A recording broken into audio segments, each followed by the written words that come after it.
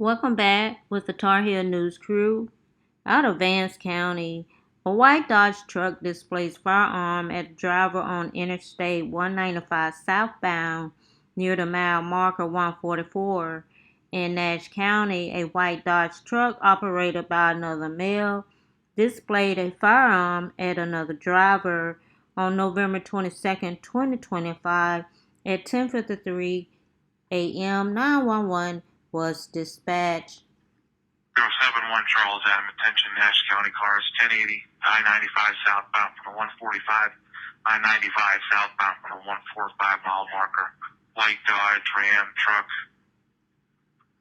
also 1028 Tom Mary 6519, operated by an older male who displayed a firearm at the collar,